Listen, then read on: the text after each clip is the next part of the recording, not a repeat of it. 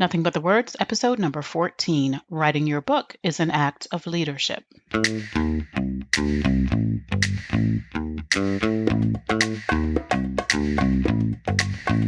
Welcome to Nothing But the Words, the podcast that gives you everything you need to know to write a phenomenal book.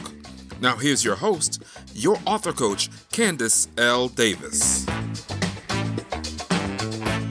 Hey there, and welcome to Nothing But the Words. I'm your author coach, Candace L. Davis. And in this episode, I want to talk to you about why I believe writing your book is an act of leadership and why there's no better time than right now, whenever you might be listening to this episode, to step into your role as an author leader. Right now, as I record this, we are still self-quarantining, staying at home because of the coronavirus pandemic. This might be the third or the fourth or the fifth week of staying at home for us. I haven't really kept strict track. We celebrated Easter this past weekend by doing TV church. We got takeout for the first time in about a month.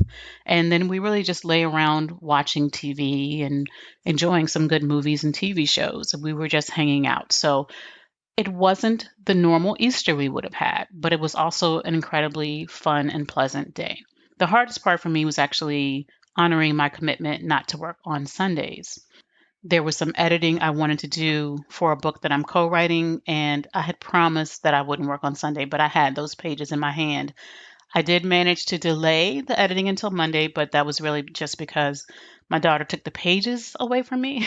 But I wanted to get a head start, but I was able to delay it until Monday, and I'm glad I did because working every day is never a good plan. It's not sustainable. Now, what I've found recently with my coaching clients, though, is that many of them are struggling to write at all. Now, the majority of them are getting it done. Right now, they fall into three categories. Some people are all in, and I would say this is the majority of my clients. They are taking advantage of this time to write their books. Other people, they needed a few days or a couple of weeks to process everything that's going on in the world and around them and get back on board with their writing projects. And so they're ramping back up right now. And then there's the third, much smaller group of people who are still trying to find their way back to the writing. They are still somewhat distracted or absorbed in what's going on outside of their homes.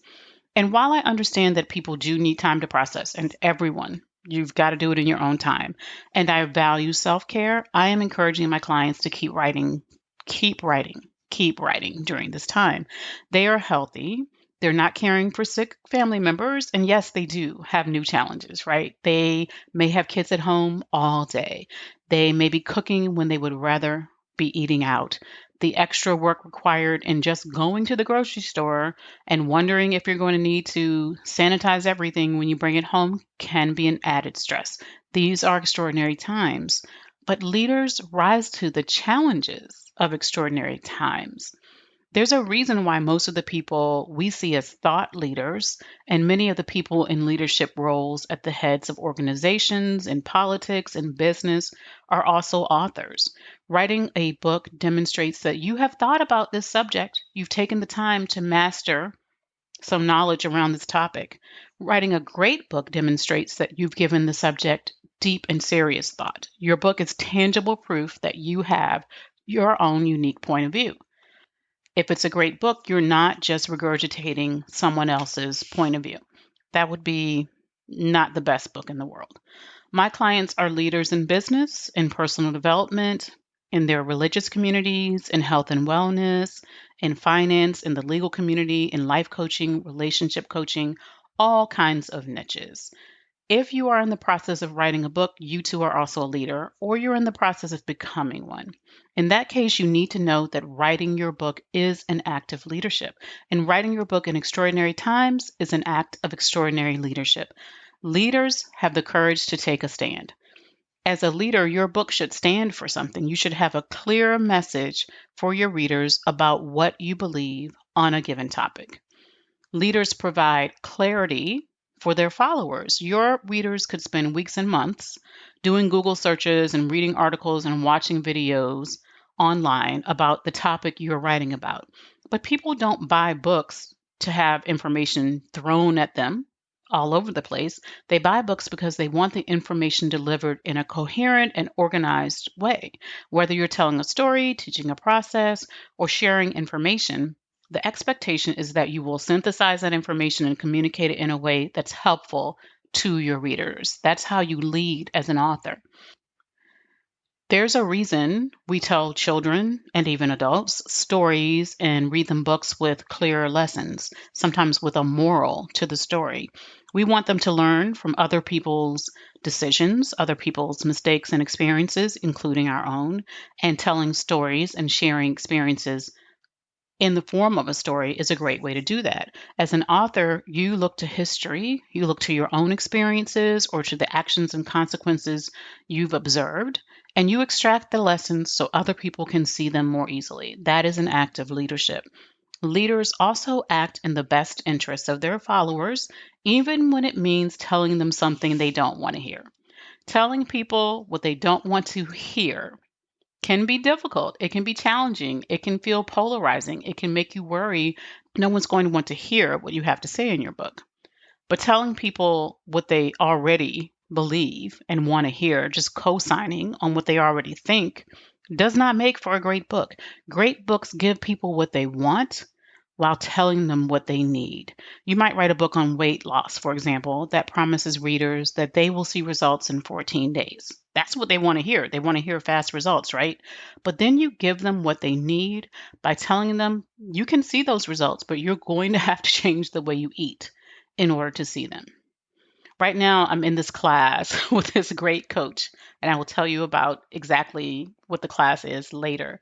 But she is, first of all, brilliant at what she does, but she also doesn't really pull any punches. When we are not great in our work, she lets us know. She is not unkind. She is not lacking in compassion.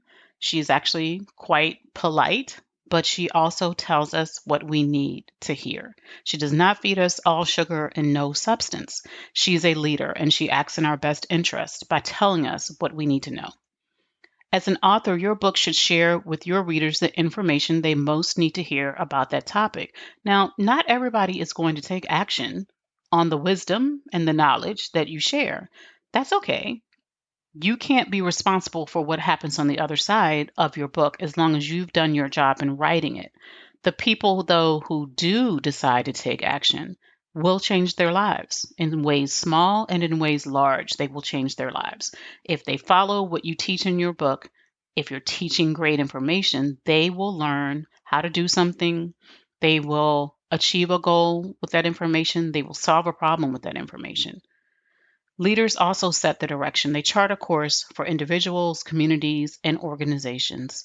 As an author, you help people solve problems and achieve goals by showing them how to get there. You might enlighten, you might educate, you might entertain, or inspire your readers. Look at a genre like young adult fiction. A lot of people consider that to be sort of a fluffy genre, it's just pure entertainment. And sometimes, of course, it is.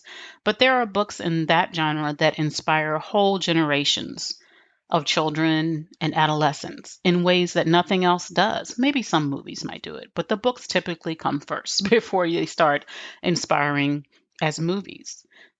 Take, for example, The Hunger Games. It inspired a generation of girls long before the movies were ever made. Young girls saw that they could be heroes. They could be the defenders of the weak by standing up for people who couldn't stand up for themselves. In The Art of War by Stephen Pressfield, the author lays out a path for artists and writers to overcome resistance so they can actually create. You can use any genre to set the direction for your readers. Leaders do what other people won't do. Listen, there is always an excuse not to write. I have heard every excuse, and I have probably used 9 out of 10 of them. We always have distractions around us. The fact is, the majority of people who say they want to write a book won't do it in ordinary times. So they certainly aren't going to do it when we're facing the kinds of extraordinary circumstances we face right now. When these external factors are more challenging, few people will accomplish their goals, but leaders will. It is just too easy to fall under the distraction of worry and concern and the latest news and the latest tweets and the latest posts. Writing your book is an act of leadership, and the world needs leaders in every niche and field. We need leaders who write memoirs and books on how to run a business. We need leaders who write novels and books on historical events. We need leaders who write books that help us choose a healthy lifestyle, get over our bad habits, and develop good ones. We need leaders who are committed enough to mastering a topic that they have a level of knowledge that can allow them to carry a book for 100 pages or more with their own thoughts, ideas, stories, and experiences. You can be that kind of leader. Write your book. Take your place as an author leader. Take action like a leader by sitting down to write today. Now, if you don't know where to begin, go back and listen to the first episode of this podcast and just work your way through. I break it down for you step by step. If you've already done all that great pre-writing research and planning, and you're working from a strong outline, and you know who you're writing for, and you have a purpose for your book, you know what your reader will get from it, you know how you will use your book, then you need to be writing, my friend. You need to be writing consistently. If you can't write every day, then figure out what days you can write. Put your writing sessions on your calendar and show up for yourself and for your readers the same way you show up for your boss, your clients, your customers, your kids. If you need help focusing when you sit down to write, I've created a really cool free resource for you. It's called Writing with Candace, and it's a 30-minute writing session video. There is no teaching or talking in this video. It's just time and space for you to write with the same background music or type of background music that I use to create a productive writing session. So check it out, and I think you will find it remarkably beneficial. You can find the link to the writing session video in the show notes at CandaceLDavis.com/14, or go to CandaceLDavis.com/writing session. Don't let this time slip away from you. Write your book. Step into your role as a leader. Thanks for listening to Nothing But the Words. I'm your author coach, Candace L. Davis, and I'll see you next time.